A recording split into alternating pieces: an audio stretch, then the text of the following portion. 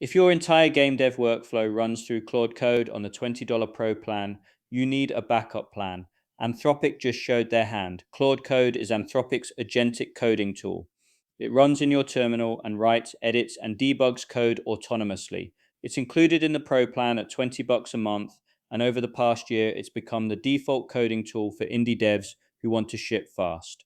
Last week, Anthropic tested something. They removed it from Pro entirely. Here's why this matters right now. If you built your workflow around Claude Code at $20 a month and it moves to $100, that's a 5 times cost increase overnight. For an indie dev shipping a game on a tight budget, that changes everything. And based on what users are already reporting, the Pro plan can barely sustain Claude Code as it stands. 30 to 60 minutes of real work before you hit hourly limits. Then you're locked out for hours. Weekly quotas gone by day 4. The $20 tier is already cracking under the weight of agentic workflows. What Anthropic just did confirms they know it too. Let me walk through what actually happened, because the details matter here. Last week, Anthropic updated their public pricing page. Claude Code disappeared from the Pro tier. Not a glitch. The page was updated to explicitly list Claude Code as not supported on the $20 plan. New subscribers signing up for Pro couldn't access it at all. Existing subscribers saw no interruption, but anyone who let their subscription lapse and tried to resubscribe was blocked. People found the change fast. Screenshots hit Reddit and X within hours. The community reaction was sharp and immediate. This is the tool people built their entire workflow around, and it was being silently pulled from the plan most devs actually use. Then came the official response, and this is where it gets real. Amol Avasare, Anthropic's head of growth, didn't deny it. He confirmed it was a real test run on roughly 2% of new signups, and his explanation is the part you need to hear. He said that when the Max plan launched a year ago, Claude Code didn't exist, their co-work feature didn't exist, and agents that run for hours weren't a thing. Usage per subscriber has fundamentally changed. People aren't chatting with Claude, they're running agents that burn through tokens for 30-45 minutes at a stretch. The economics of a $20 plan don't work when a single user can cost Anthropic multiples of that in compute during one session. Think about that for a second. Anthropic is telling you on the record that the way you use Claude Code costs them more than you're paying. That's not a sustainable business. They know it. Now you know it too. The pricing page was quietly reverted after the backlash. Claude Code is back on Pro for now. But listen to Avasare's language carefully. He said they're looking at different options to keep delivering a great experience. That's not we made a mistake and we're keeping things as they are. That's we're figuring out how to charge more. Just not this exact way. This is a when, not an if. And the real numbers from actual users paint an even clearer picture of why Anthropic is making this move. Pro plan users report hitting hourly limits in 30 to 60 minutes of Claude Code use. Weekly quotas exhaust by day 4. You're getting 2 to 3 solid hours of agentic coding per week on a $20 plan, and then you're done until the reset. Even Max users at $100 a month report running into quota issues during peak hours. The community consensus is pretty clear at this point. You need the $200 tier for real sustained Claude Code use. That's a 10 times jump from where most indie devs started. Anthropic isn't being greedy here. They're being realistic. Agentic coding burns through compute at a rate that makes a $20 flat rate plan mathematically unsound. The question isn't whether the price changes. The question is what form it takes. A straight price increase, usage caps, metered billing, or something else entirely. So what does this mean for you concretely? If you're an indie dev using Claude Code to ship a game, it means the tool that became the backbone of your workflow is about to get a lot more expensive or a lot more limited or both. And it affects the exact workflows that matter most. Multi-agent setups, one agent writing code, another running tests, a third handling assets. Those are the most expensive to run. And they're exactly the workflows that make AI coding transformative for a solo dev who's wearing every hat. Those are the workflows directly in the crosshairs. The Pro plan is already deprioritized during peak hours. Your agent slows down, hits limits faster, gets throttled. If you've noticed Claude Code getting slower or hitting walls more often over the past few months, this is why. The infrastructure can't keep up with demand at the current price point. And it's only going to get worse as more developers adopt agentic workflows. Let me walk through what this looks like in practice, and then I'll give you concrete options for what to do about it. Picture your typical work session. You sit down to work on a game project. You've got a 2 hour window. Maybe that's all you get today. You fire up Claude Code and start a multi-file refactor on an inventory system. You describe the changes you want. The agent starts working through the files. It runs for about 40 minutes and hits the hourly limit. You're locked out. No more agent, no more autonomous coding. You switch to manual work or a different tool, wait for the limit to reset, come back an hour later. You get another 30, maybe 40 minutes of agent time. Then the weekly quota runs dry. And it's only Wednesday, 2 more days before the reset, and you're coding by hand or paying by the token.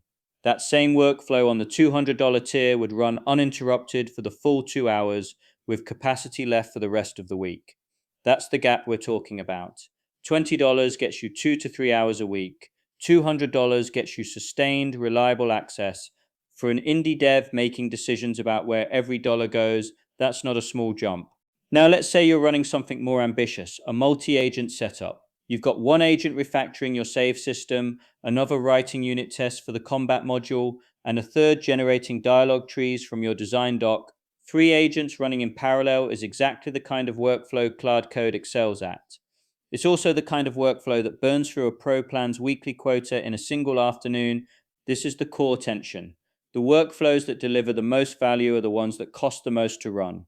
Let me give you another scenario that makes this real. Say you're building a 2D platformer and you want to add a particle system for spell effects.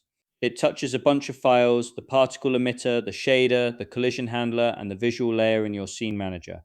You describe the feature to Claude Code and let it run. On Pro, the agent works through the emitter and the shader, starts on the collision handler, and hits the hourly wall. Half implemented.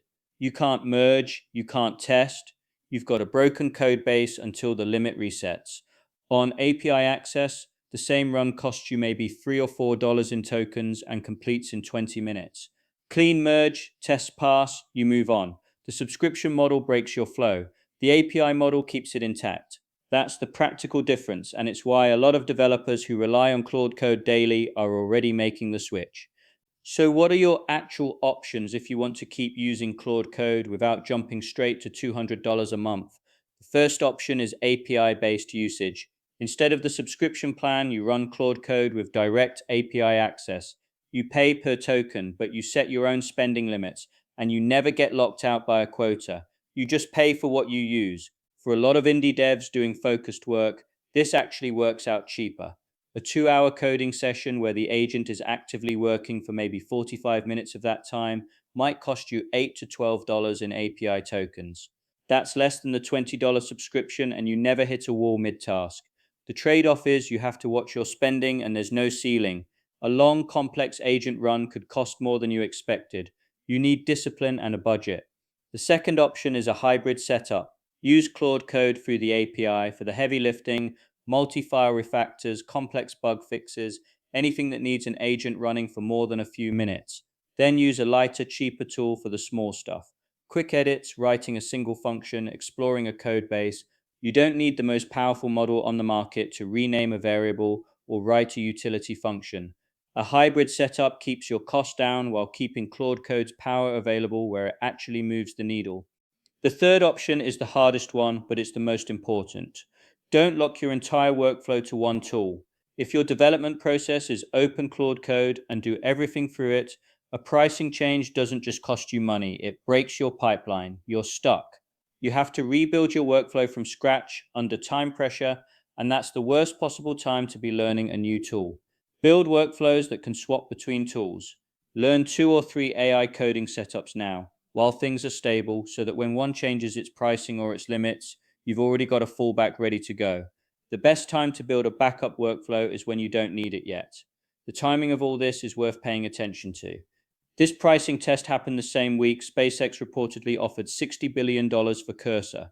$60 billion for a code editor. The market is telling us that agentic coding tools are the most valuable software category on the planet right now, but the company that makes the best model for coding can't figure out how to price the tool that uses it sustainably. That tension is real and it's not going away.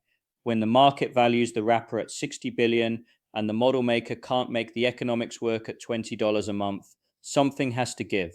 And the same week, OpenAI shipped Codex with background computer use, a direct shot at Claude Code users who might be looking for alternatives. OpenAI is betting that developers want an agent that can control a full desktop environment, run tasks in the background, and come back with results.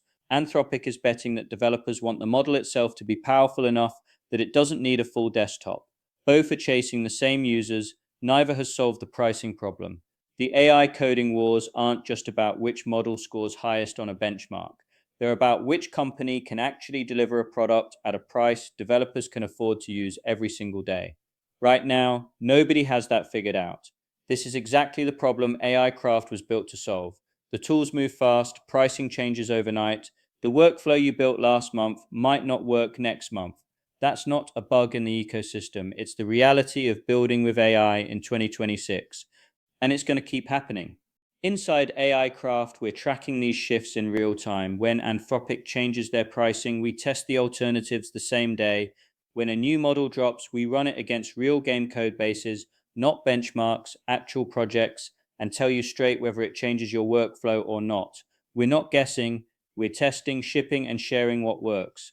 The indie devs who thrive in this environment aren't the ones who find the single best tool and commit to it forever. They're the ones who build flexible stacks that adapt when the ground shifts underneath them. That's the skill that matters now. Not picking the right tool once, building the ability to swap tools quickly and keep shipping no matter what changes. Everything I just walked you through, the pricing test, what it means for your workflow, the fallback options, we're navigating all of it live inside AI Craft. Join the community and build with a stack that won't break on you. Find the links in the description below.